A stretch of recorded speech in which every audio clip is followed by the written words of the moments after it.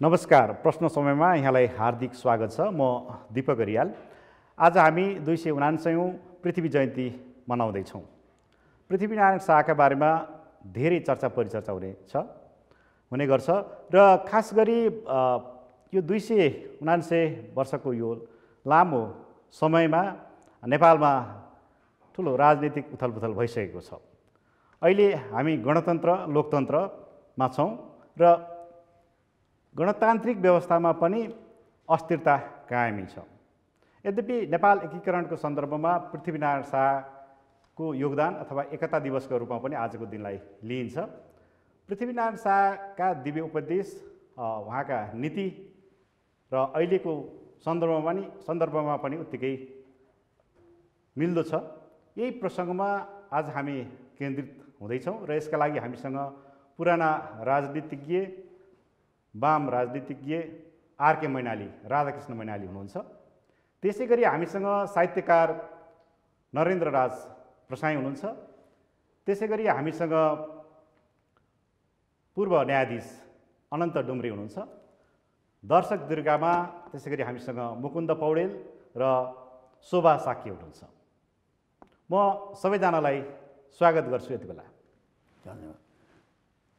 कुरा सुरु गरौँ आरके मैनालीज्यूबाट। हजुर, तपाईँ त वामपन्थी, तपाईँको नीति अनुसार गणतन्त्रवादी कम्युनिस्ट, राजतन्त्र फाल्नुपर्ने थियो अथवा यो 15 वर्षमा तपाईँले के अनुभव गर्नुभयो? यताबाट कुरा सुरु गर्छु म। आज तपाईँ ठिकै भन्नुभयो भने चाहिँ अब आज पृथ्वी जयन्तीको पनि दिन, अनि मलाई चाहिँ वामपन्थीको रूपमा तपाईँ त गणतन्त्रवादी भन्नुभयो, त्यो पनि ठिकै हो। तर समस्या के पर्यो भने गणतन्त्रवादी हुनु र पृथ्वीनारायण शाह नेपालकै कन्टेस्टमा जाने हो भने पृथ्वीनारायण शाहलाई मैले हेर्दा, हुन त मेरै भनाइसँग धेरै सहमत छैनन् वामपन्थी नेताहरू, पृथ्वीनारायण शाहको मैले बुझेको चाहिँ पृथ्वीनारायण शाह भनेको उहाँको दुईवटा भूमिका छन्। एउटा राजाको भूमिका, जुन उहाँका सन्तानहरू 12-13औं पुस्तासम्म राजा हुँदै आए, त्यस्तै उहाँ पनि एउटा राजा, त्यो एउटा भूमिका हो। अर्को भूमिका भन्दा चाहिँ उहाँभन्दा पछिका राजाहरू भन्दा उहाँ भिन्न हो भनेर पहिलेकै दुनियाँले मानेर नि उहाँलाई बडा महाराजा भनियो। उहाँलाई राजा मात्रै भनिएन, अरूलाई त बडा महाराजा भनिएन। बडा महाराजाको नाउँमा पृथ्वीनारायण शाह किन आउनुभयो भन्दा उहाँको भूमिका भनेको राष्ट्रलाई एकीकरण गर्ने भूमिका हो। यो दुईवटा पक्षलाई नबुझ्ने हो भने, जस्तो चीनको एकीकरण गर्ने बादशाहलाई नै चिनियाहरूले अहिले महान मान्छन्। भारतमा नै भरतले बनाएको भारत राज्य हो कि त्यहाँभन्दा पछिका थुप्रै अध्येताहरूलाई त्यहाँ अहिले पनि मान्छन्। जस्तो अहिले बिजेपीले नै काङ्ग्रेस आएका थुप्रै नेताहरूलाई नेहरूसम्मलाई मान्छन्, किन्तु त्यसको देशमा परेको प्रभावलाई मान्ने हो। त्यसै गर्दाखेरि मलाई लाग्छ पृथ्वीनारायण शाहलाई गणतन्त्रवादी भएर दुत्कार्नु भने देशलाई नचिन्ने हो। जसले गणतन्त्रवादी भएर पनि उनले दुत्कारे, किन भन्दा उहाँको भूमिका भन्दा पृथ्वीनारायण शाहको भूमिका नमान्ने हो भने त नेपालै आउँदैन। म चाहिँ नेपालै नजन्मिएको भए त अहिले काङ्ग्रेस कम्युनिस्ट युद्ध नै भनिरहँदाखेरि चाहिँ आजको दिनमा चाहिँ तपाईँले कसरी सम्झनुहुन्छ? आजको दिन मैले सम्झिँदा पृथ्वीनारायण शाहलाई राजाको रूपमा मात्रै होइन, एकीकरण गर्ने अध्येता, नेपाललाई एकीकरण गर्ने। किन त्यहाँभन्दा पहिले पनि थुप्रै राजाहरूले एकीकरणको प्रयास त नगरे, मानदेवले पनि गरे, अरूको अक्कलले पनि गरे। तर ती किन चाहिँ स्थायित्व भएन भने उहाँहरूले राज्यलाई चाहिँ सम्पत्ति ठाने कि त्यहाँभन्दा पहिलेको चेतना पनि त्यस्तै थियो होला। पृथ्वीनारायण शाहले राज्यलाई राज्य एकीकरण ठाने। किन उहाँले गोर्खाबाट काठमाडौँ आएर गोर्खा भन्ने नाम त छोडेर काठमाडौँ आएपछि त नेपाल राज्य बनाए। अनि यहाँ जहाँ जुन जनजातिहरूसँगलाई आफ्नो क्षेत्रभित्र लिएर आइयो, उनको जातिगत संस्कारलाई, उनको धार्मिक संस्कारलाई मान्यता दियो। अब यस रूपले नयाँ रूपले सोचेर जाने जुन उहाँको जुन परिकल्पना आयो, त्यसमा उहाँ राजा मात्रै भनेर बडा महाराजा हुनुभयो। बडा महाराजा भनेको राष्ट्रिय एकीकरण गर्ने राजा हुनुभयो। अब अहिले म के देख्छु भने अब अहिलेका गणतन्त्रवादीहरूले चाहिँ पृथ्वीनारायण शाहलाई एउटा राजा मात्रै ठाने, सामन्त मात्रै ठाने। सामन्त मात्रै सामन्त त हुँदै हो किन त्यतिखेर कुनै पार्टी त थिएन, मार्क्सवादी दल पनि थिएन। पृथ्वीनारायण शाह सामन्त होइन भनेर कसैले भन्नै सक्दैन, सामन्त नै हो। त सामन्तले नै त्यतिखेरका परिवर्तनहरूको अगुवाई गर्थे। त्यो अगुवाईमा उहाँले राष्ट्रिय एकीकरण गर्नुभयो। राष्ट्रिय एकीकरण गर्न विभिन्न छोटा छोटा राज्यलाई, किन दक्षिणतिरबाट ब्रिटिसहरू जसरी आउँदै थिए, पृथ्वीनारायण शाहले त्यो अभियान नचाहेको त नेपालको जन्मै हुँदैन थियो। हामी सबै ब्रिटिसमा चाहिँ राज्यभित्रका अङ्ग भइहाल्थ्यौँ। जस्तो अहिले इन्डियामा 601 राज्य मध्येमा अहिले लिरखिरी बाँचेको भुटान मात्रै छ चाहिँ, अरू त सबै इन्डियामा विलिन भइसके जस्तै हामी पनि त्यसैभित्र गइसकेका हुन्छौँ। म तपाईँसँग फेरि आउँछु। म अनन्त डुम्रे सर पूर्व न्यायाधीश हुनुहुन्छ। अब अहिले मुलुकमा सङ्घीयता छ, गणतन्त्र छ भनौँ न। सङ्घीयता र पृथ्वीनारायण शाहलाई तपाईँले कसरी हेर्नुभएको छ? एक थरी मान्छे अथवा हाम्रो राज्य खाइदिएको थियो पृथ्वीनारायण शाहले भन्ने, अथवा हाम्रो पहिचान मेटिदिएको थियो भन्ने कुरा पनि आएको छ नि, फ्लोरमा त्यो कुरा त आएको छ होइन? भनेपछि खासमा के हो डुम्रे सर? मैले बुझ्दाखेरि पृथ्वीनारायण शाहलाई उनी एकताका प्रतीक मात्रै थिए भनेर बुझ्दिनँ। एकताका प्रतीक त हुँदै हुन्। त्यति बेला यदि यो एकता नभएको भए सायद नेपाल भन्ने नाम रहँदैन थियो होला। तर पृथ्वीनारायण शाह त्यति मात्रै थिएनन्। उनले जनमतको कदर गर्थे। उनले चाहेको मान्छेलाई प्रधानमन्त्री दिने इच्छा थियो, तर जनमतको कदर गरेर मैले फल्ना मान्छेलाई चाहिँ दिनु पर्यो भनेर उनले भनेका छन्। त्यति बेलाको परिवेशमा जहाँ राजनीतिक पार्टीहरू थिएनन् र पनि जनमतको तरिका, बुझ्ने तरिकाहरू आफ्नै तरिका थियो होला, त्यसलाई सम्बोधन गरेर उहाँले चाहिँ राज्य सत्तालाई अगाडि बढाएको देखिन्छ एउटा पाठमा। त्यसरी हेर्दा उहाँ एकदमै डेमोक्रेटिक हुनुहुन्थ्यो भनेर पनि विश्लेषण गर्न सकिन्छ। र उहाँले के भन्नुभयो भने एकीकरण गरिसकेपछि यो 4 जात 36 वर्णको फुलबारी हो भनेर भन्नुभएको छ। त्यति बेलाको बुझाइमा जात र वर्ण एउटा अर्थ राख्थ्यो होला। आज हामीले 125वटा जाति पहिचान गरेका छौँ। सायद त्यति बेला 36 जातिको मात्रै पहिचान थियो होला। ती सबैलाई साझा फुलबारी हो भन्नुको अर्थ सबैको चाहिँ अस्तित्व त्यसमा छ भन्ने चाहिँ बुझ्नुपर्ने हुन्छ। हाम्रो छिमेकी राष्ट्र चीनका चाहिँ महान नेता माओ सेतुङले 100औं फुललाई फुल्न देऊ भनेर भन्नुभएको थियो। त्योभन्दा 100औं वर्ष अगाडि पृथ्वीनारायण शाहले यो कन्सेप्ट चाहिँ ल्याइसक्नु भएको थियो। सायद अहिलेको जस्तो साहित्य सञ्चार भएको भए त्यो कुरा संसारव्यापी जान्थ्यो होला। तर यसरी हेर्दाखेरि चाहिँ उहाँलाई त्यो रूपमा मात्रै होइन, युरोपबाट पनि हेरिनुपर्छ र यस किसिमबाट चाहिँ बहसलाई चलाइनुपर्छ, तब मात्र यो पृथ्वी जयन्तीको सान्दर्भिकता बढ्छ भन्ने लाग्छ मलाई चाहिँ। मैले त्यहाँ अलिकति सङ्घीयताको कुरा जोडेको थिएँ नि। संहिता उहाँले जहाँ जहाँ एकीकरण गरेर अगाडि बढ्नुभयो नि, त्यति बेला जहाँ जहाँ अधीन भएका थिए ती ठाउँहरूलाई चाहिँ स्वायत्तता दिएको पाइन्छ। म न्याय क्षेत्रमा काम गरेको मान्छे, धेरै पछिसम्म पनि राज्य अदालतहरू थिए र ती राज्य अदालतका न्यायाधीश चाहिँ त त्यहाँका स्थानीय राजाहरू नै थिए। 16 साल सम्भवतः 16 सालमा राज्य मूलमा ऐन आएपछि सायद त्यो चाहिँ अधिकारहरू कटौती भयो। नत्र भने मालका चाहिँ रजिस्ट्रेसन जुन पास गरिन्छ नि जग्गा अड्डा, त्यो पनि त्यहीँबाट पास हुन्थ्यो।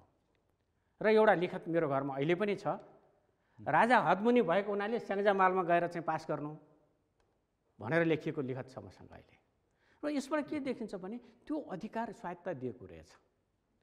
यद्यपि अहिले पनि कतिपय मानिसहरूमा पृथ्वीनारायण शाहले हाम्रो राज्य खाइदिए, हडपी लिदिए भन्ने चाहिँ सोच छ र त्यसैलाई उपयोग गरेर कयौँ कुराहरू यहाँ भएका पनि छन् र त्यसलाई सम्बोधन गर्ने गरी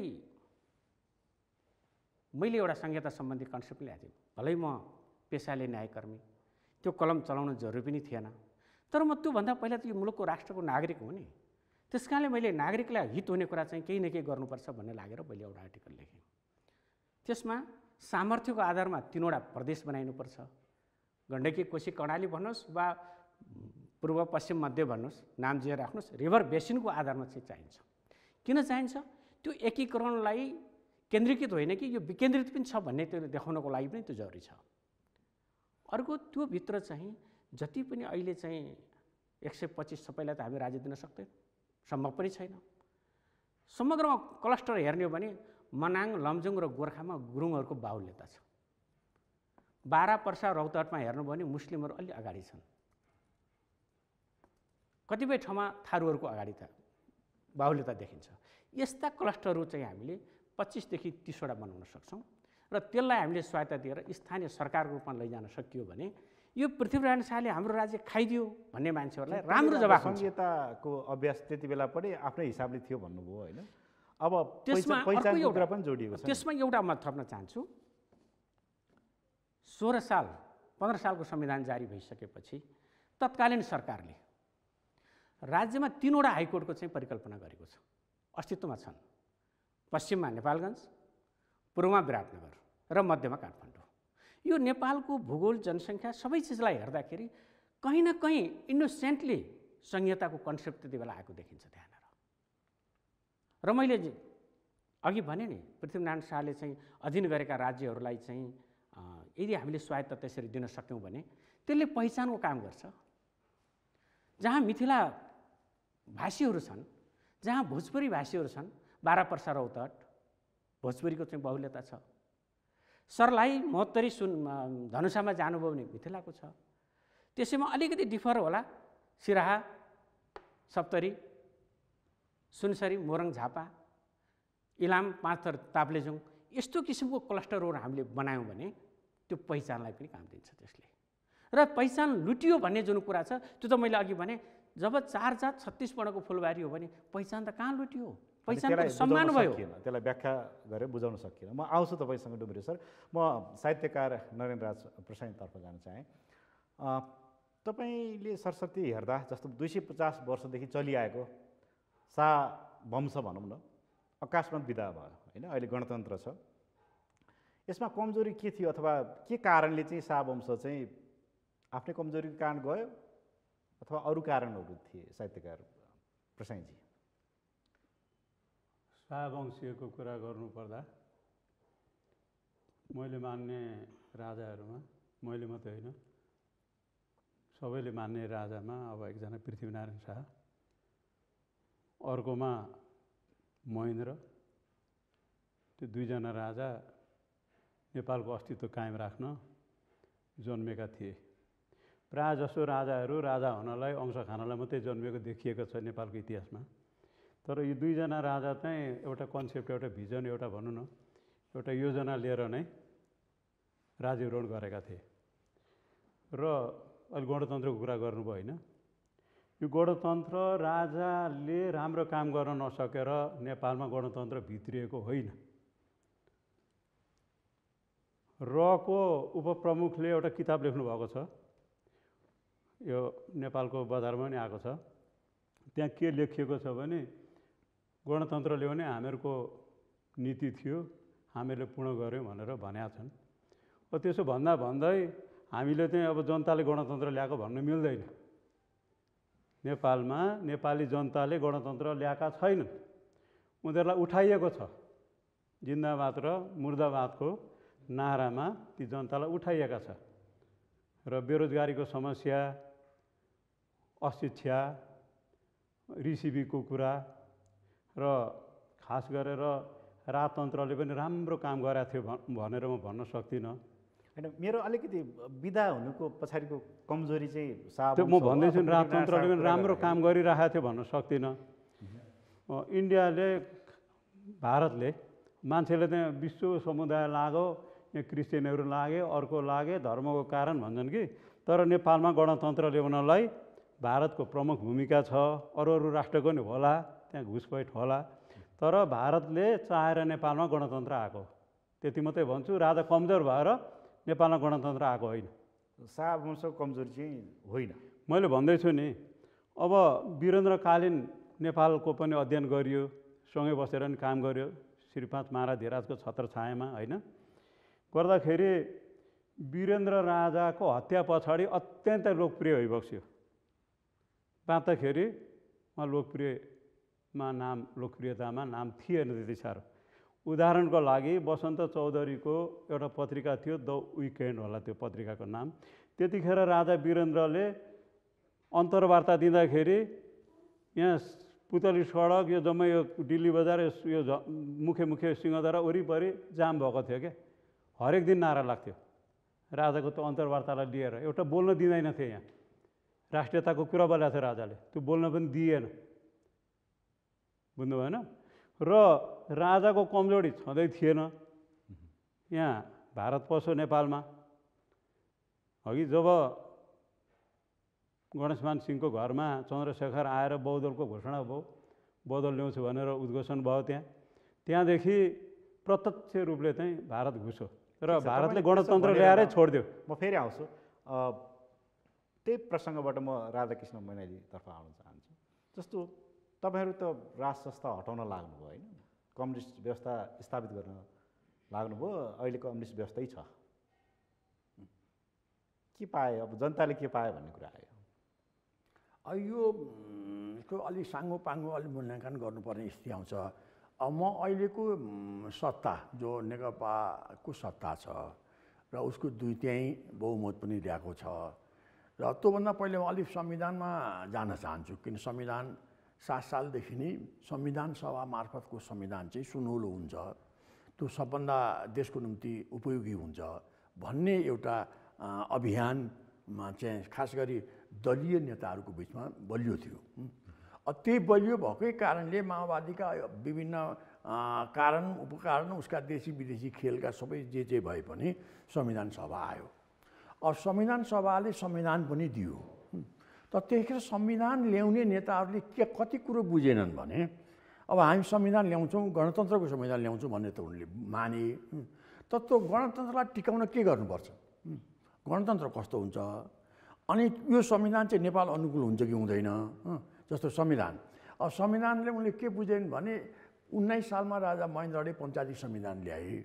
त्यो पञ्चायती संविधानमा राजा महेन्द्रले जे बुझे, यो संविधान टिकाउन, किन दलीय व्यवस्था हटाएछ, निर्दलीय व्यवस्था टिकाउनको लागि केही न केही एउटा अन्तर्राष्ट्रिय समाउने अडान त केही चाहिन्छ भन्ने महेन्द्रले बुझेर यसलाई नेपाललाई हिन्दू स्टेट बनाए। त्यो हिन्दू स्टेटको नाममा पञ्चायत टिक्यो त्यतिखेर। किन विभिन्न देशी विदेशी हिन्दूहरूले इन्डियालाई नै, इन्डियाबाट नेपाली काङ्ग्रेसले जे गतिविधि नेपालभित्र गर्न खोजिएको थियो, इन्डियाकै हिन्दूहरूले नेहरूलाई च्यापे, जसले त्यो गतिविधि रोक्यो। र त्यही कारणले नेपालमा चाहिँ पञ्चायती राज 30 वर्षसम्म चल्यो। अब त्यतिसम्मको दूरदर्शिता पनि यी नेताहरूले गरेनन्। म चाहिँ भनौँ गणतन्त्र ल्याउनको लागि उनले अन्तर्राष्ट्रियमा चाहिँ समर्थन, यदि हिन्दू स्टेट मात्रै बनाएको भए पनि यो दुर्दशा हुँदैन थियो, त्यो बनाएनन्। किन उनलाई सबै कुरो हामी नै जान्ने हौँ भन्ने लाग्यो भने चाहिँ त्यति मात्रै अहिले संहिता किन ल्याइयो, किन हाम्रो संहिता भनेको अक्सर गरी देश टुटफुट भएको छ र त्यसलाई मिलाउनु पर्यो पनि संहिता आउँछ। यहाँ एकीकृत भएको देशलाई टुटाउन संहिता ल्याइयो। त्यसको अर्थ के हो भने पृथ्वीनारायण शाहको जुन अभियान थियो, एकीकरणको अभियानको के विलापमा आयो। अहिले भन्छ नि पृथ्वीनारायण शाहले जसरी पादरीहरूलाई लखेटिया थियो यहाँ, तिनी पादरीका अहिलेका पश्चिमाहरूले त्यो पृथ्वीनारायण शाहको बदला लिन यहाँसम्म राजतन्त्र उकेल्ने कुरोमा उनले मद्दत गरे। उनीहरूले नै गरेका थियो होइन, उनले मद्दत गरे। त्यो मद्दतले गर्दा गणतन्त्र लिएर जुन गणतन्त्र अहिलेकै हालतमा आउने हो भने गणतन्त्र हो कि हिजोकै राजतन्त्र हो त्यो छुट्याउन पनि सकिँदैन। अनि यसले शासनलाई, गणतन्त्रको शासनलाई पनि टिकाउने र भरपर्दो व्यवस्था उस्तै छ, शब्द जे भने पनि व्यवस्था उस्तै छ भन्नु खोज्नु भएन। अनि यसको अर्थ के हो भने अब देशमा हिजो एकताका बहुदलीय व्यवस्था आयो, पछि निर्दलीय पञ्चायत आयो, फेरि बहुदलीय व्यवस्था आएर काङ्ग्रेसले पनि शासन गर्यो लामै समय। अब पछिल्लोचोटि चाहिँ बहुदलीय नेकपाको शासन, कम्युनिस्टको शासन आएर पनि आखिर रूप त उस्तै छ, आम परिवर्तन चाहिँ भएन। यसैले मान्छेमा अहिले निराशा छ। म वामपन्थी भएको नाताले मैले जे गरियो एकदम राम्रो गरियो मेरो पनि मान्यता छैन। वामपन्थी भएर पनि जे नगर्नुपर्थ्यो त्यो चाहिँ गरियो, जे हुनुपर्थ्यो त्यो चाहिँ भएन। त्यही नभएकै कारणले मान्छे अहिले निराश छन्। निराश भएर अर्को बाटो, अर्को उपाय खोज्न लागिरहेका छन्। किन सत्ताले, वामपन्थीले पनि त्यसलाई सन्तुष्टि दिन सकेन, विकास निर्माण हुन सकेन, शासनमा स्थायित्व हुन सकेन, देशी विदेशी मित्रहरूको भरपर्दो नेपाल हुन सकेन, जसको कारणले देश झन सङ्कटमा गयो। झनमा चाहिँ हिजोभन्दा आज फेरि अस्थिरताको गोटी चर्किन लाग्यो भन्ने चिन्ता छ। त्यसले गर्दा वामपन्थीले नयाँ रूप, देशीय रूप दिन सकेन। त्यति बेला पनि एउटा आन्तरिक पनि मिलाउनु पर्ने पृथ्वीनारायण शाहलाई पनि, र बाह्य अङ्ग्रेजसँग पनि लड्नुपर्ने त्यो अवस्था थियो।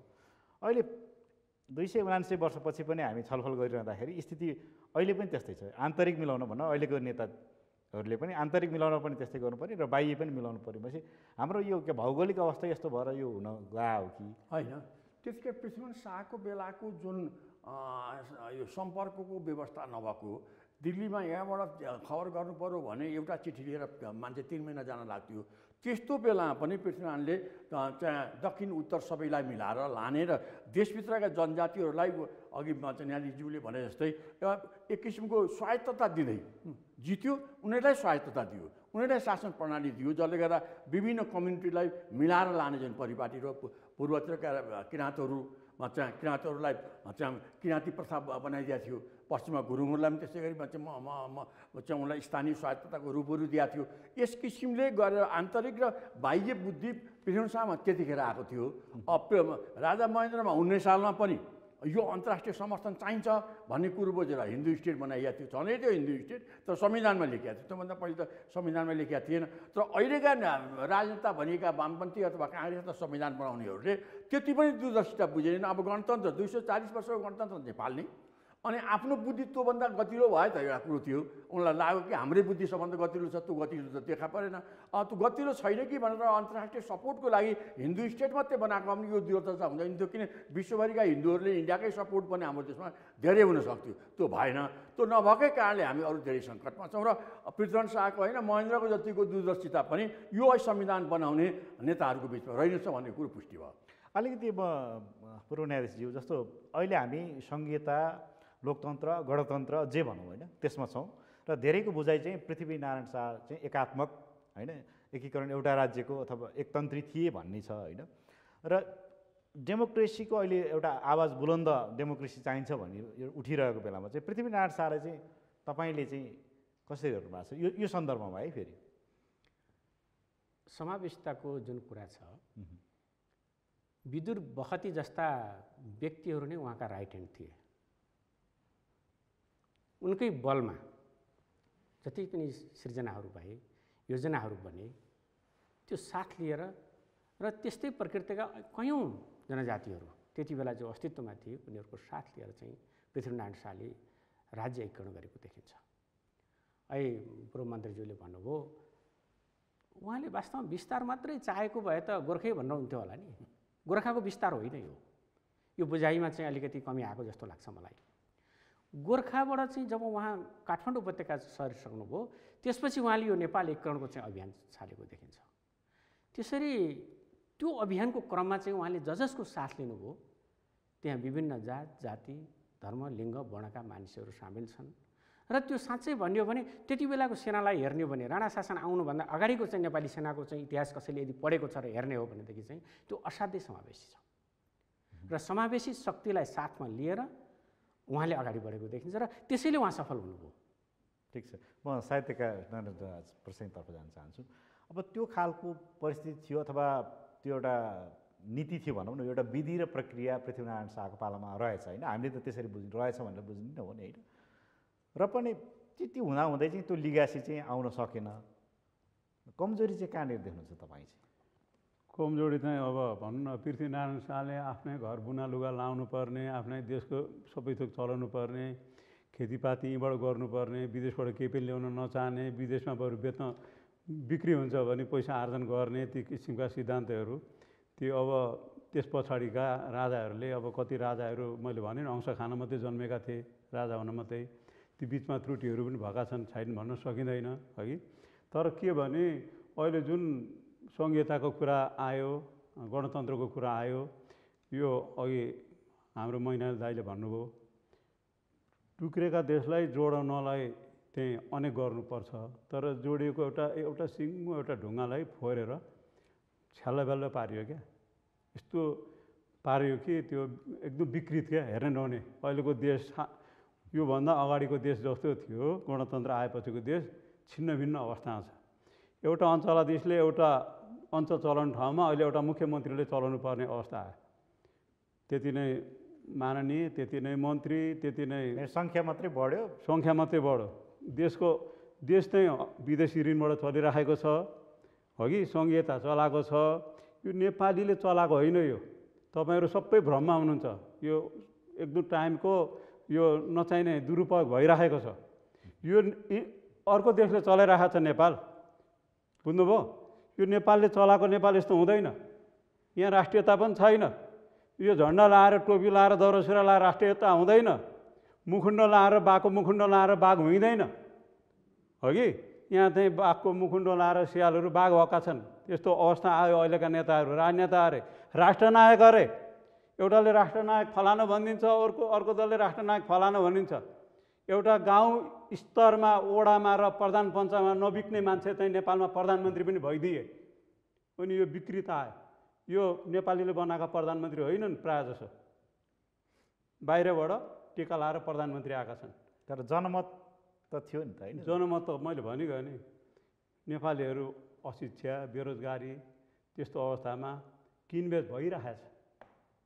आज एउटालाई भोट दिन्छु भनेको छ, भोलि अर्कालाई भोट खसिरहेछ। बुथ कब्जा गरेछ, डढाइदिएको छ। आउने भोट हाल्ने मान्छेलाई रोकेका छन्। तपाईँले पढ्नुभएको छैन? तपाईँ यत्रो मिडियामा बस्नुहुन्छ, के भएको भोटका बेलामा के हुन्छ हो कि? राजाले निर्दलीयता ल्याए भन्छन्। इन्दिरा गान्धी बाँचेको भए भारतमा निर्दलीयताको एक्सर्साइज हुँदै थियो। नेपालको त्यस्तो लोभिलो थियो क्या नेपालको निर्दलीय पञ्चायती व्यवस्था, चलाउनु जानेनन् हो कि? महेन्द्र मरेपछि सँगसँगै व्यवस्था मर्यो, धान्न सकेनन् पछिल्ला राजाले। अब धान्न सक्ने राजा पनि आएका थिए, अलिकति ओभर स्मार्ट भयो जस्तो भयो। जस्तो कि कार्यकर्ताहरू सिरो कोडेर रुनुपर्ने अवस्था, मन्त्रीहरू भ्रष्टाचारीहरू हत्याराहरू मन्त्री हुने अवस्था, त्यस्तो अवस्था पनि आयो। ती अवस्थाहरूले पनि हामी कमजोरी अवस्थामा गयौँ क्या, हाम्रो राष्ट्रियता गुमाउनेतिर गयौँ। राजाले पञ्चरत्न नवरत्न राखेर सल्लाह राखेर मन्त्रीमण्डल चलाउनु पर्ने, जसले चाकरी गर्छ मन्त्री भइदिने हो कि? यसलाई ल्याउँदा यो मन्त्री ठिक हुन्छ कि भन्ने, उसको जनमत नै नहुने त्यस्ता मान्छेहरू नयाँ राजा बुझ्न पनि सकेनन् हो कि? नवरत्न पनि राख्न सकेनन्। इत्यादिले गर्दा त्यहाँ धेरै ठुलो गल्ती भयो हो कि? पनि आफ्नै कारणले यहाँ सुन्नु न, नेपालमा अब राजतन्त्रको भनौँ न, राजा वीरेन्द्रको हत्या हो कि? नयाँ राजाको छोराको क्रियाकलाप पनि बजारमा राम्रो तरिकाले गएन। अब जनताहरू अलिक निराश हुने अवस्थामा आए। फेरि यतातिर के हल्ला पिटाइयो भने यो फलानाले नै वंश हत्या गरेको भनेर हल्ला पिटाइयो। यदि ज्ञानेन्द्रले वंश हत्या गर्ने हो भने जनताहरू मारेर पनि शासन गर्न सक्थे। तर उनले त्यतिखेर कमल थापा गृहमन्त्री हुनुहुन्थ्यो, सरकारबाट कुनै पनि मेरा जनतालाई गोली नहान्नु भनेर हुकुम भएको छ। सोध्नुहोस् कमल थापालाई। ठिक छ, म तपाईँहरूसँग फेरि आउँछु। दर्शक दुर्गामा हुनुहुन्छ यहाँ साक्यजी, शोभा साक्यजी हुनुहुन्छ। शोभाजी, आज पृथ्वीनारायण शाहको जन्म जयन्तीको सन्दर्भमा सहभागी हुनुभएको थियो आज होइन, रत्न पार्कमा। तपाईँ किन त्यहाँ आउनुभएको?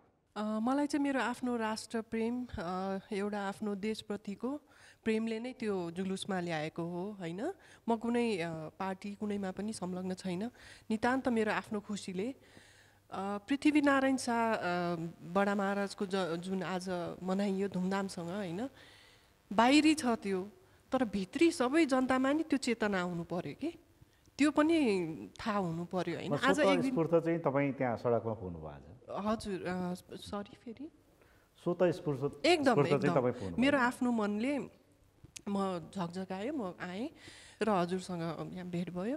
र एउटा प्रश्न म हाम्रो प्रसाई सरलाई राख्छु। जुन बडा महाराजले एउटा भनौँ न अब अलिकति त्यो नकारात्मक छ, त्यो चाहिँ स्टोरी हामीले सुन्दाखेरि नाक काट्यो भन्ने जुन छ, त्यसलाई एउटा केही अलिकति उजागर है। हामी त्यो प्रसङ्ग पछि जान्छौँ। हजुर, मुकुन्द सर हुनुहुन्छ नजिकै, कवि पनि हुनुहुन्छ, एउटा नागरिक अगुवा। उहाँको अनुभव के छ? जस्तो यो परिवर्तन पछिको समय होइन, अहिले हामीले भोगिरहेको अवस्था कसरी हेर्नु भएको छ? आज पृथ्वीनारायण शाहलाई सम्झिँदा कसरी सम्झनुहुन्छ तपाईँ चाहिँ? पहिले त धेरै धन्यवाद दिपकजी, अब आदरणीय व्यक्तित्वहरू। म चाहिँ नि अब खासमा चाहिँ अब आज राष्ट्र निर्माताप्रति सम्मान व्यक्त गर्न आएको हुँ। पहिले त उहाँलाई हार्दिक श्रद्धा सुमन व्यक्त गर्छु। यसको पहिले म एउटा सानो, म साहित्यमा रुचि राख्ने मान्छे हो, साहित्यकार भइसकेका छैन। उहाँ अब प्रसाई सरको अगाडि त मैले भन्नै भएन, उहाँ धेरै अग्रज हुनुहुन्छ। मैले सानसानो त्यहाँ दिपकजीसँग अघि बाटोमा भेट भएपछि अलिकति ल आज आउनुपर्छ है भन्नुभयो। म न्यु रोड जाँदै थिएँ। अब त्यहाँ जाने भएपछि यो सन्दर्भमा 2-4 लाइन त म यसो कोर्छु नै भनेर यसो मैले त्यहाँ भूगोल पार्कमा यसो बसेर पेटीमा त बार लगाएर छ, बाहिरपट्टि बसेर पर्खालमा आडो लगाएर यसो कोरेको छु अलिअलि। उहाँप्रति नै सम्मान गरेरै भनौँ। यसैमा धेरै कुराहरू आउला सायद। 4 वर्ण 36 जातको कति राम्रो फुलबारी, 4 वर्ण 36 जातको कति राम्रो फुलबारी, हेर्दा हेर्दै लाग्छ आज भए जस्तै पाती घारी। भाइ फुटी गवार लुट्दा देशमा आयो आँधी हेर, भाइ फुटी गवार लुट्दा देशमा आयो आँधी हेर, वीरपुर्खाको बलिदानी आज गयो त्यसै खेर।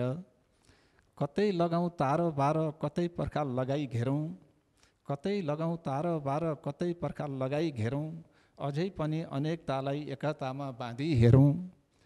कोही हेरुन् माथिबाट तलबाट कोही घुरी, कोही हेरुन् माथिबाट तलबाट कोही घुरी, बलियो छ हाम्रो घरको चुहिँदैन कहिले धुरी। मैले यसरी व्यक्त गरेको थिएँ, लेखेको थिएँ। यहाँलाई धन्यवाद। र अब यो राधाकृष्ण मैनाली तर्फ आउनु। धन्यवाद। म अहिले आजकै हजुर क्वेसन छ होइन, ठिक छ। अब आजकै प्रसङ्ग म अलिकति थप्न चाहन्छु। आज पृथ्वीनारायण शाहको जन्म जयन्ती, 229औं वर्ष पहिले पृथ्वीनारायण शाह जन्मिनुभयो र त्यही प्रसङ्गमा पृथ्वीनारायण शाह 279 लेखेको थियो मान्छे। उहाँ चाहिँ वर्ष पहिले जन्मिनुभयो र आज देशव्यापी रूपमा पृथ्वी जयन्ती मनाइँदैछ र यहाँ काठमाडौँमै जन्माइयो। र आज म पनि पृथ्वी नारायण शाहलाई श्रद्धासुमन देखिने गरी गरौँ भनेर म पनि त्यो स्ट्याचुमा फुल लिएर जाँदै थिएँ। अब यो सरकारको म यसो हेर्छु, राणाकालको जति बुद्धि पनि आएन कि। राणाकालमा यो रानी पोखरी सायद मलाई इतिहासको त थाहा त छैन, तर राणाकालमा रानी पोखरी धेरै पहिले बन्यो। अनि पोखरी बनेपछि राणाकालदेखि त्यहाँ पछि गएर त्यहाँ विकृति फैलिन थाल्यो। मान्छे त्यहाँ गएर सुसाइड गर्न थाले, पोखरीमा फोहोर गर्न थाले अथवा अवाञ्छित गतिविधि गर्न थाले भनेर त्यो रानी पोखरी मन्दिरमा जान बन्द गर्यो। अब बन्द गर्दा पनि मान्छेको चाहना त त्यहाँभित्र के छ हेर्न जाउँ भन्ने त भइरहन्छ। उनले भाइटिकाको दिन त्यसलाई खोल्ने चलन गरे। हर भाइटिका दिन त्यहाँ खुला भएर भित्र गएर टिका गर्ने, त्यहाँ मन्दिरमा पूजासुजा गर्ने चलन छ। मान्छेको कुनै त्यसमा असन्तुष्टि छैन, अरू बेला बाहिरबाट हेर्छन्, त्यही दिन चाहिँ भित्र गएर पूजासुजा गरेर आउँछन्। अब यहाँ पृथ्वीनारायण शाहको शालिग जुन त्रिभुवन सिंहदरबारको गेटमा बनाइयो, त्यतिखेर जतिखेर त्यो बनाइयो त्यतिखेर त्यसलाई सुरक्षा क्षेत्र भनेर तोकिने खालको कन्सेप्ट थिएन होला। सायद त्यो धेरै पहिले 8-7 साल पहिले बनाइयो। र अब त्यो शालिगमा आज गणतन्त्र आइसकेपछि त्यो गणतन्त्र आउनुभन्दा पहिले म के देख्छु भने पहिलेकै राजाकै शासनकाल, शासनदेखि यताका राजाहरूमा पनि म के कमी देख्छु भने अब सबै राजालाई आफ्नै मात्रै चासो हुने के। सबै राजा भएकै भोलिपल्ट आफ्नो नाममा चाहिँ आफ्नो फोटो राखेर नोट निकाल्छन्। पृथ्वीनारायण शाहको नोट अहिलेसम्म 7 सालदेखि यताका राजाहरूले कहिल्यै निकालेन, आफ्नै मात्रै निकाल्ने हो। त्यो आफ्नोपन राजामा त्यो अहिले नेताहरूमा हुन्छ तालमिलो भने अहिले स्थापित हुन विद्याजीको अथवा ओलीजीको नाममा पनि नोट निक्लिन सक्छ भन्छ। त्यो तालको संस्कार छ। र मैले अहिले भन्न खोजेको चाहिँ के हो भने त्यो पृथ्वीनारायण शाहको शालिग कि त त्यो आजको दिन छुट्टी दिएर त्यहाँ सबैलाई आउन दिनु पर्थ्यो, सजिलै हुन्थ्यो। मान्छे आउँथ्यो, फुल जल चढाउनु हुन्थ्यो, चढाएर जान्थे। किन जस्तो रानी पोखरीको मन्दिरमा चढाएर चाहिँ के बिग्रिया थियो, त्यो जान नदिने। अनि त्यसो गर्नै नहुने भएदेखि त त्यो शालिगलाई ब्रिगेड मण्डप अगाडिपट्टि लगाएर राखिदिया भइहाल्थ्यो। म एउटा त्यो नगरेर अब आज जुन मान्छे फुल लिएर आउँदा पुलिसले लाठीचार्ज गर्यो। तपाईँ लाठीचार्ज गरेर मैले देख्दा 2-3 महिलाको टाउकोमा चोट लाग्यो। अनि त्यो चोट लाग्यो र म त्यसलाई उठाउन जाँदा पुलिसले मलाई पनि हिर्कायो। मेरो पनि खुट्टा घाउ बनायो। मैले तपाईँको घाउ देखेँ होइन। तपाईँकै सहकर्मी सँगै काम गरेको व्यक्ति होइन, कम्युनिस्ट आन्दोलनमा अगाडि बढाए मान्छे प्रधानमन्त्री हुनुभएको छ, तपाईँले आज लाठी खानु पर्यो भन्छ। त्यो चाहिँ मलाई के लाग्यो भने अब ओलीजी र म त जेलमा सँगै बसिया। त्यतिखेर त मैले उहाँलाई धेरै सहार सुमार गरेका थिएँ, किन दुइटै हामी पिञ्जराका कैदी थियौँ। त्यतिखेरको मेरो सेवाको प्रत्युत्तर आज उहाँ सरकारमा आउँदा पुलिस लगाएर मालिस गराउनु भयो भन्छ। त्योभन्दा मैले सानो घाउ छैन, घाउ छ, अलि टेप बाँधेको छु, हस्पिटलै बस्ने अवस्था त होइन। म चाहिँ धन्न पुलिसले लाठी होइन भाटो बोकेर आएका छन्। लाठी नै दिएको भए धेरैलाई त्यहाँ खजा बनाउँथे। 2-3वटा महिला म ठ्याक्कै त गर्न सक्दिनँ नि हस्पिटल लगेको छ। अब होइन सुन, मैले भने यति अदूरदर्शी सरकार पनि वामपन्थीको नाममा आएको छ क्या। किन त्यो सजिलो थियो। आज त्यो पृथ्वीनारायण शाहको शाली छोडिदिए अब के हुन्थ्यो? त्यहाँ मान्छे आउँथे, फुल चढाएर जान्थे। मान्छेको इच्छा जला फुल चढाउनु मन थियो, चढाउँथे नचढाए चढाउँदैन थियो मान्छे। अनि उता सिंहदरबारपट्टि ढोका लाएर पुलिस बसिया भइहाल्थ्यो नि। के अरे बन्दुक बारुद बोकेर त मान्छे त्यहाँ आएका थिएन। म अलिकति यस्तो खालको गलत प्रक्रियाले यो गणतन्त्रलाई उसले टिकाउने ठाउँ कहाँ होला? गणतन्त्रको राज्यको मान्छे जेमा पनि उनीहरूले बदनामी मात्रै गर्दैछन् भने यो कति दिन टिक्ने होला? एउटा शङ्का व्यक्त आयो। त्यस कारण म अहिले पनि सरकारलाई यस्ता मसिना कुरामा जनताका भावनालाई नकुल्चिन, उनीहरूका धर्म आस्था अथवा पृथ्वीनारायण शाहलाई चाहिँ राज्यले सम्झिनु त परे जाओस्, आम जनताले सम्झिँदा पनि विरोध गर्ने परम्पराबाट उनीहरू मुक्ति हुनु पऱ्यो। मुक्ति हुन सकेन भने सङ्कट उनीहरूकै ठाउँमा आइपुग्छ। म अलिकति डुम्री सरतिर जान चाहन्छु। अनन्त सर पूर्व न्यायाधीश पनि हुनुहुन्छ। जस्तो आज उहाँले भोगेको होइन, सँगै बसेको, जेलमा सँगै बसेको सहकर्मी प्रधानमन्त्री हुँदा उहाँले कुटै खानु पऱ्यो है। लोकतन्त्र भनेको चाहिँ के रहेछ भनिदिनुहोस् न। म राजनीति शास्त्रको त्यस्तो विद्वान विद्यार्थी त होइन, तर जे भयो त्यो राम्रो भएन। जनभावनालाई जसले कदर गर्न सक्यो सत्ता त्यसैको लम्बिने हो। जनभावनालाई कदर गरेर अगाडि बढ्यो भने मात्रै सत्ताको आयु लम्बिन्छ, सत्ताले सम्मान पाउँछ। त्यसमाथि पृथ्वीनारायण शाह जन्मेको आजको दिन, जसको नाताले आज तपाईँ हामी सबै नेपाली भनेर गर्वसाथ संसारभरि विचरण गर्न पाएका छौँ। आजको दिन बिदा दिएको भए के बित्थ्यो होला र? सरकारले किन यस्तो कुरामा ध्यान नदिएको होला भन्ने मलाई पनि लाग्छ। सायद यो बिदा दिएको भए यो प्रश्न पनि उठ्दैन थियो होला। किनभने पहिले पनि थियो पहिले बिदा दिएको लोकतन्त्रको अनुभूति नेसनल डेको रूपमा भएन भन्ने। नेसनल डेको रूपमा सबै राष्ट्रले आफ्नो आफ्नो नेसनल डे मनाउँछन् नि त। यदि पृथ्वीनारायण शाहले एकीकरण नगरेको भए आज हामी भारतको कुनै एउटा चाहिँ परगन्नाभित्र पर्थ्यौँ होला, सम्भावना त्यही थियो। तर त्यसबाट मुक्त भएर आज हामी स्वतन्त्र राष्ट्रको नागरिकको रूपमा जुन रहेका छौँ, यसलाई त नेसनल डेको रूपमा चाहिँ मनाउनु पर्थ्यो। त्यसले एउटा राम्रो चाहिँ भावनात्मक सम्बन्ध पनि विकास गर्थ्यो होला। त्यतापट्टि नजाने कुराले चाहिँ डेमोक्रेटिक आचरण चाहिँ अलि भएन कि? त्यसलाई मधेसले भने जस्तो यदि त्यसलाई सेक्युरिटीको पोइन्टबाट हेरिएको हो भने सारेको भए हुन्थ्यो नि त। आस्था त जसले पनि राख्न पाउँछ नि। माओ सेतुङको कुरा गरौँ वा पृथ्वीनारायण शाहको कुरा गरौँ, सयौँ फुल फुल्न दिनुपर्छ भन्ने कन्सेप्ट त दुइटैको देखिन्छ। आफ्नो रोल मोडल बनाउन चाहिँ नागरिकले पाउनुपर्छ। चाहे पृथ्वीनारायण शाहलाई पूजा गर्न पाउनु पर्यो अथवा फुल चढाउन पाउनु पर्यो, चाहे महात्मा गान्धीलाई होइन, चाहे जोसुकै होस्। विचार चाहिँ स्वतन्त्रता सबैको हुन्छ, संसारभरि मानिएको विषय हो। तर वैचारिक रूपमा आस्था राखेको कारणले कोही पनि प्रताडित हुनु हुँदैन। अझ डेमोक्रेसी त्यसको पनि अझ परिभाषित गरेर हामी जुन लोकतन्त्र भनेका छौँ, यो लोकतन्त्रमा त त्योभन्दा पनि माथिल्लो स्तरको सम्मान नागरिकको गर्नुपर्छ भन्ने लाग्छ मलाई। म अलिकति साहित्यकार नरेन्द्रराज प्रसादतर्फ फेरि जान चाहन्छु। जस्तो पृथ्वीनारायण शाहको सन्दर्भमा अब अघि नस्लवादी कुरा पनि उठेको थियो होइन, त्यसरी पनि हाम्रो यो जातिवादको कुरालाई निमित्तान पार्यो भन्ने कुरा चाहिँ आरोप चाहिँ छ एउटा होइन। अथवा कृतिपुरकै सन्दर्भ जोडेर हेर्ने हो भने चाहिँ नाक काटीको घटनालाई चाहिँ बढी अगाडि ल्याइन्छ होइन। तपाईँले हेर्दा चाहिँ त्यो के हो वास्तवमा? म तिनवटा कुरा गर्छु ल तपाईँको एउटा प्रश्नमा।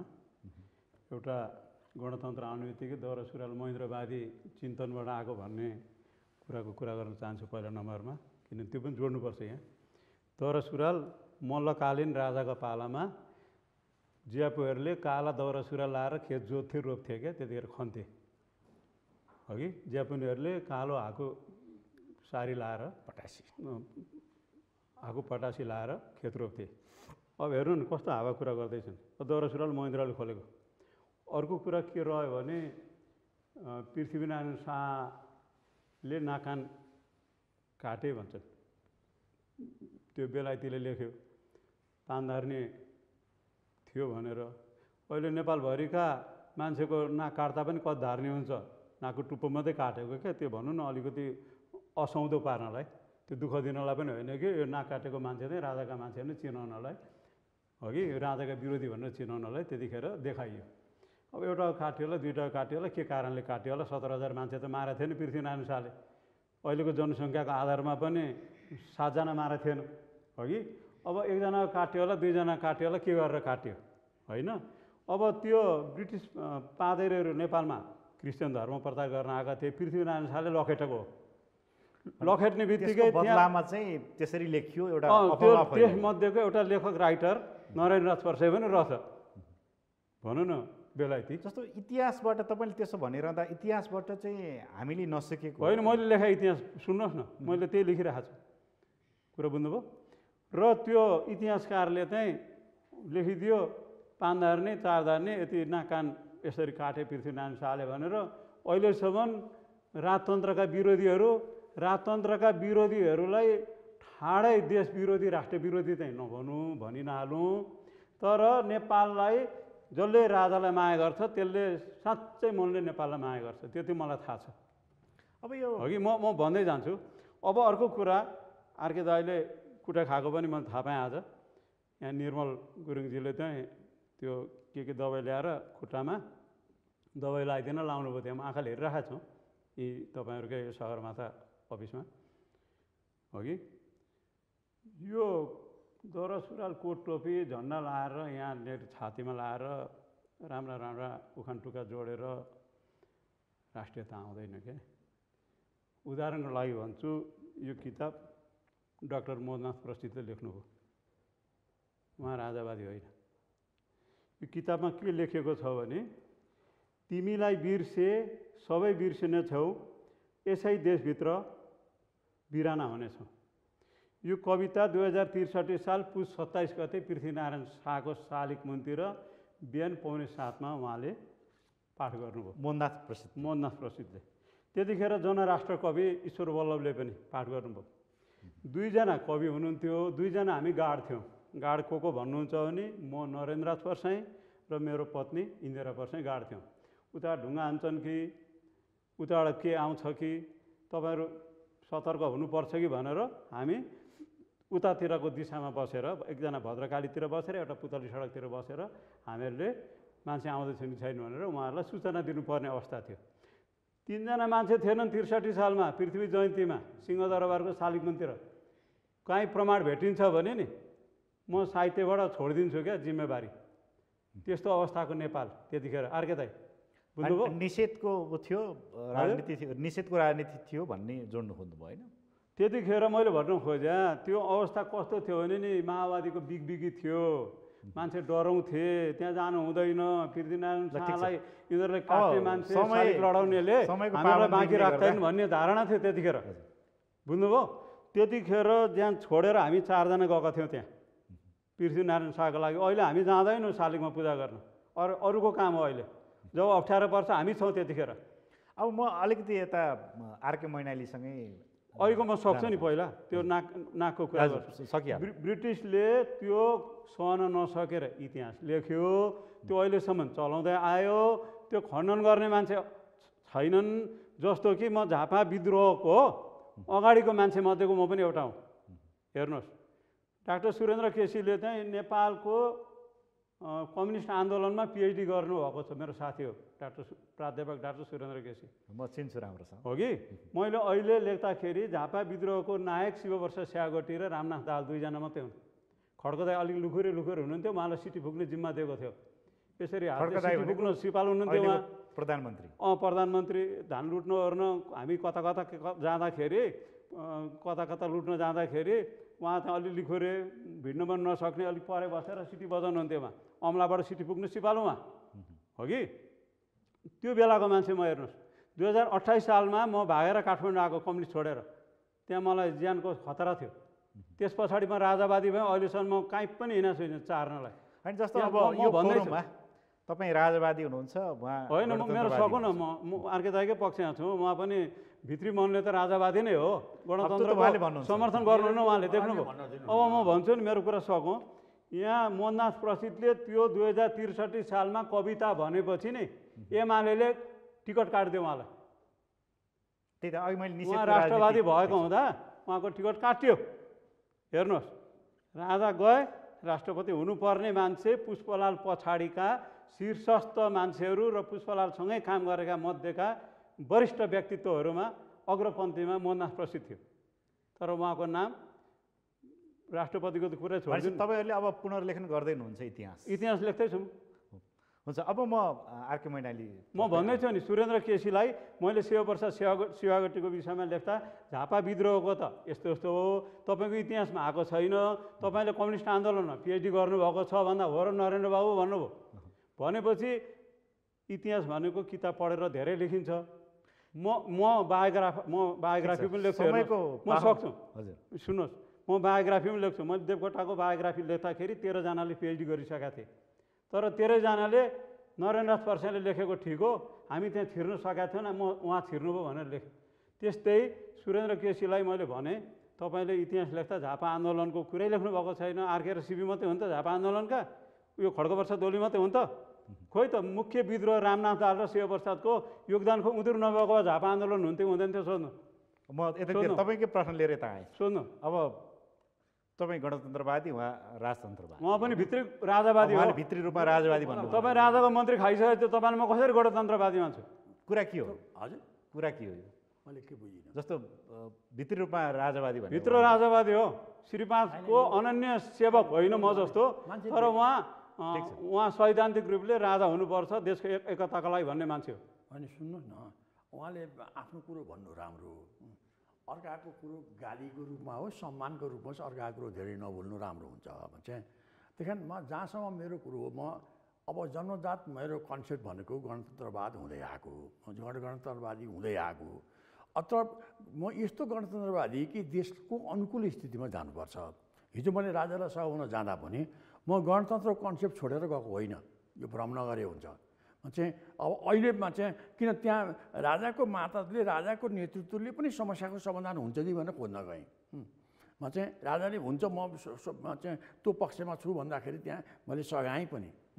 तर म अब राजावादी भएँ, गणतन्त्र मैले छोडेँ भनेर त त्यहाँ मैले त्यतिखेर पनि भनेको छैन, अहिले पनि भनेको छैन। अब अहिलेको पछिको स्थितिमा पनि गणतन्त्रवाद भनेको एउटा चिन्तन हो। यो राजतन्त्रभन्दा प्रोग्रेसिभ चिन्तन हो।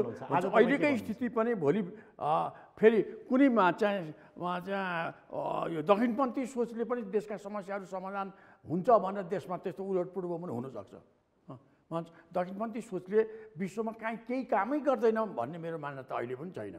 तर त्यसो हुँदा राजतन्त्र भनेको गणतन्त्रभन्दा पनि बेटर हो भन्ने कुरो चाहिँ होइन। तर नेपालको कन्टेक्स्टमा भोलि त्यसै भयो भनेर त्यसले पनि राम्रो काम गर्यो भने राजतन्त्रले राम्रै काम गर्न सक्दैन, हुँदैन पनि म भन्दिनँ। चाहिँ किन त्यो पनि एउटा आइडियोलोजी हो भने चाहिँ त्यो आइडियोलोजीले पनि राम्रो काम गर्न सक्छ।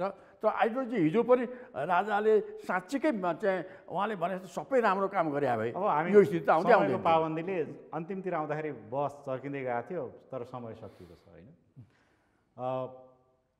जे भए पनि जस्तो पृथ्वीनारायण शाहको एउटा जुन दिव्य उपदेश छ नि होइन, चाहे परराष्ट्र नीतिमा होस् चाहे अब यो आन्तरिक विधि र पद्धति अथवा डेमोक्रेसीको सन्दर्भमा चाहिँ उच्चतम छ, तर त्यसलाई प्रयोग गर्न सकिएन। त्यति नै भनेर आजको कार्यक्रमको निष्कर्ष यही नै निकालौँ र यहाँहरू सबैलाई विशेष धन्यवाद। हस् त, कार्यक्रमबाट म दीपक अरियाल पनि बिदा पाऊँ। नमस्कार।